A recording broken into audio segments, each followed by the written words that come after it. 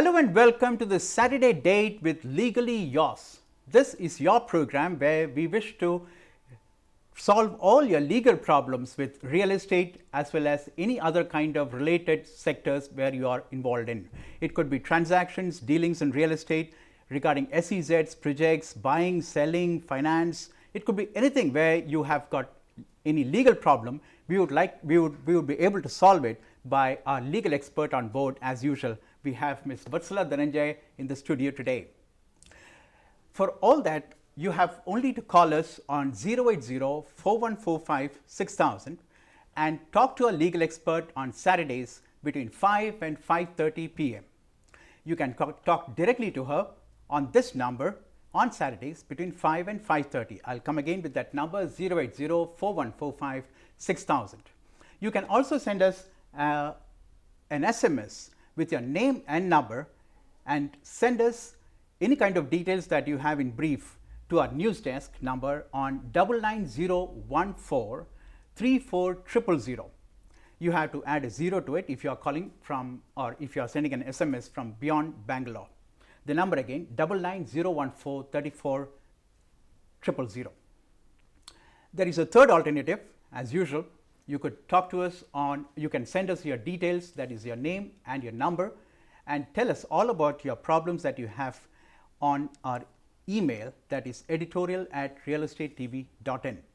That is realestatetv or rather editorial@realestatetv.in. Welcome to the show, Ms. Dhananjay again. Thank you so much for coming. Thank you.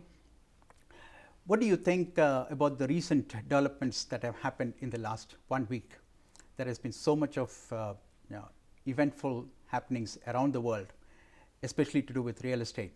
You think that is also going to affect professions like you, which are quite related? Yeah, there is a financial slowdown, and that will affect our profession because buyers will wait for the market to bottom out before markets are widely expected to fall. So, people may wait and then come to us. So, the slowdown is palpable. You know, several architects and other people, basically consultants and brokers, are really feeling the pinch.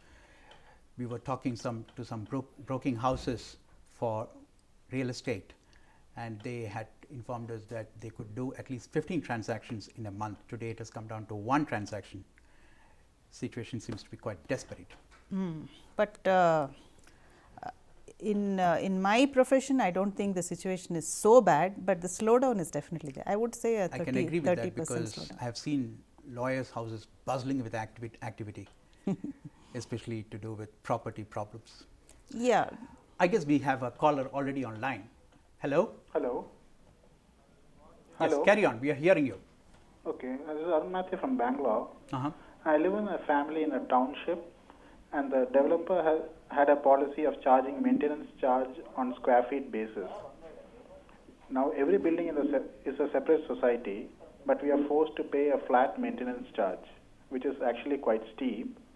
Also, people staying in the first and the ground floor don't use the lift and the other services used by other flat owners.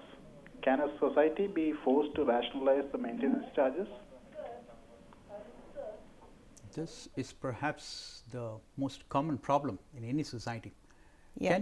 Can the society be, or rather by by quorum, by a majority opinion, can there be any rationalization of? Yes, he has raised 2 points. maintenance First, he charges? said the builder has already fixed a flat fee.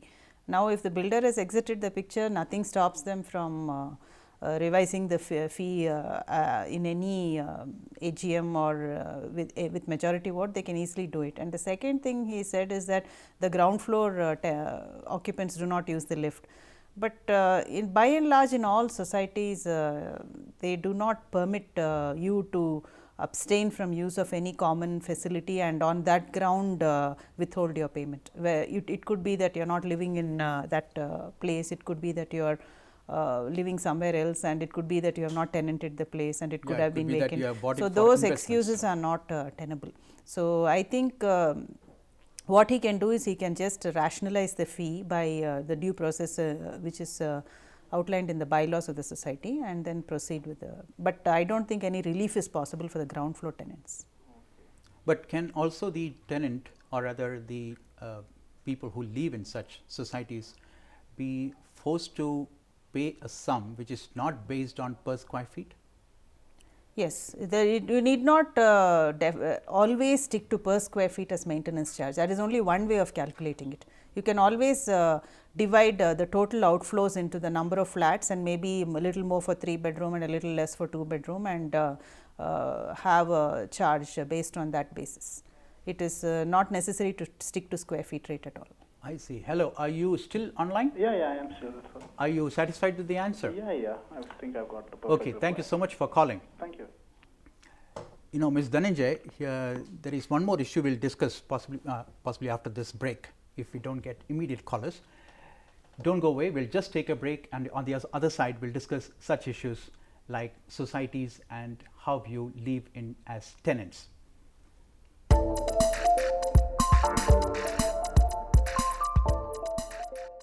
Welcome back.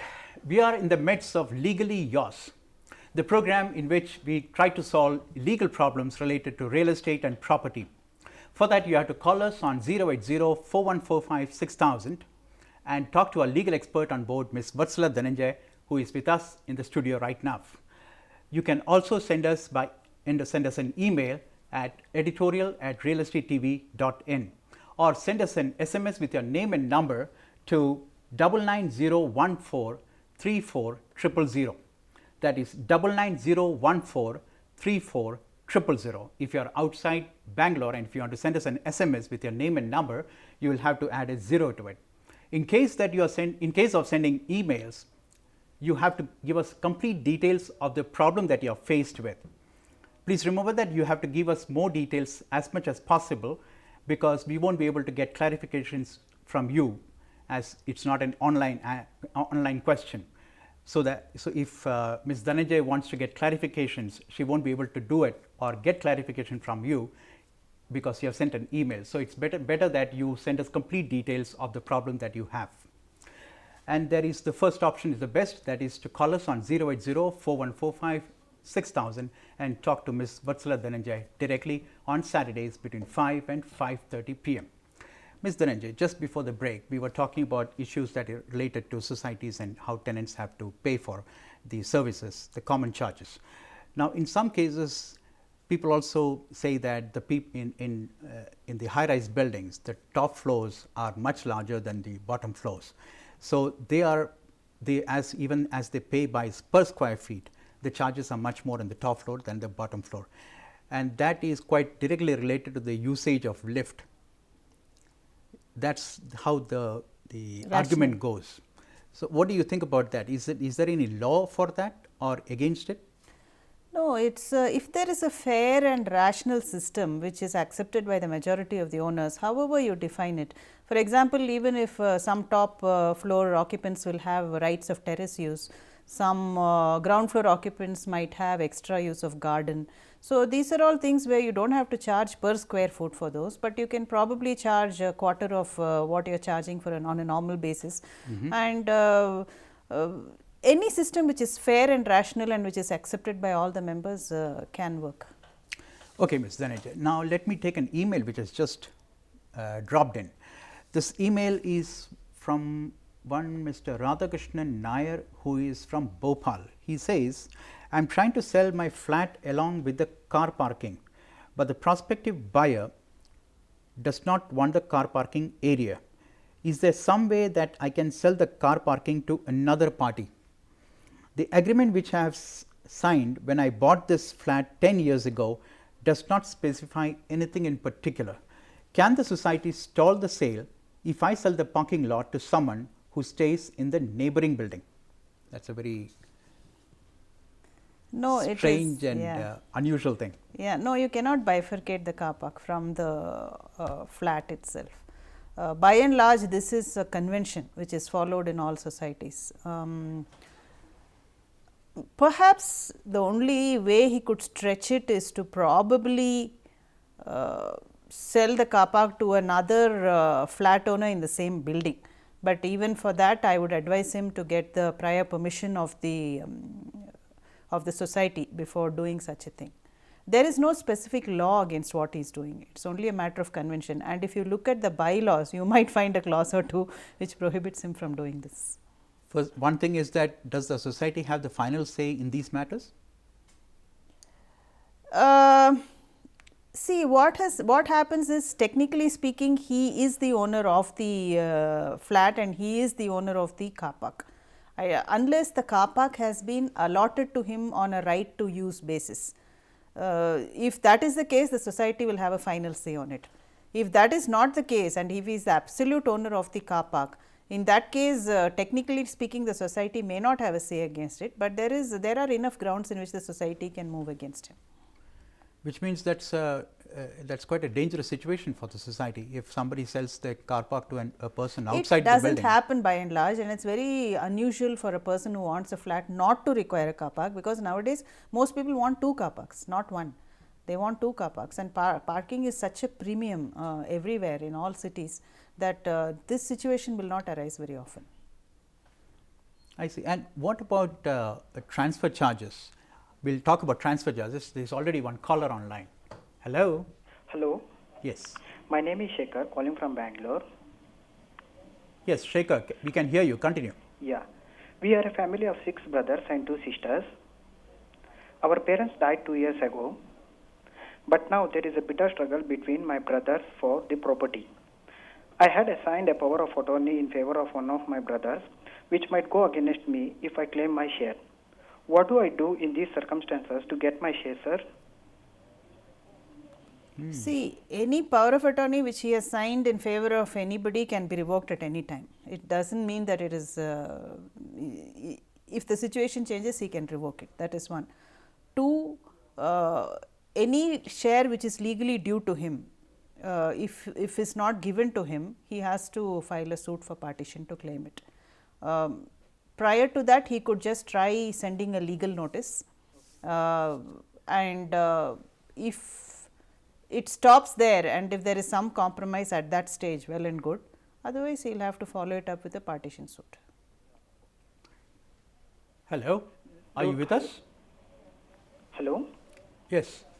There are any such remedies so that I can claim for property without compromising, or I can go any legally? See, the first of all, you said your father died, right? Yeah. Without leaving a will, I presume. Yeah. And you have 2 sisters. Yeah. And it is a self-acquired property of your father. Yeah. Okay. And your mother is alive? No, she is also died. She also died. Yeah. So, you are 3 brothers and 2 sisters. No, 6 brothers. I have 6 brothers and 2 sisters. Okay. So, that means the property will be divided 1/8 each. I am presuming your father died recently. Yeah. And it is a self-acquired property. Yeah. Yeah, you are entitled to 1/8 share of that property. Yeah. Okay. And if it is not given to you, you have to file a suit for partition. No, he is probably asking us if there is a way, without going into legalities. Without going into legalities, you can ask the intervention of well-wishers and friends.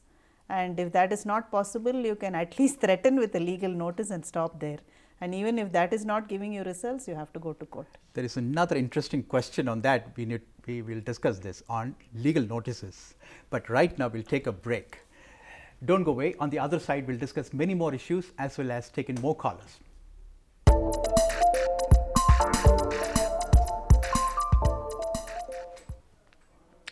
Welcome back. During the break, we just got 2 more calls, but we could not get through to them. In that case, please SMS your name and number to 99014340000. We are all in the midst of Legally Yours, the weekly program to solve legal problems regarding real estate and property. Ms. Dhananjay, welcome back again. Now, we were also discussing the issue of legal notices. Now, in case of legal notice, what actually is the format of legal notice? Because these are questions which many people ask us. Yeah, see, the legal notice is always sent by the lawyer.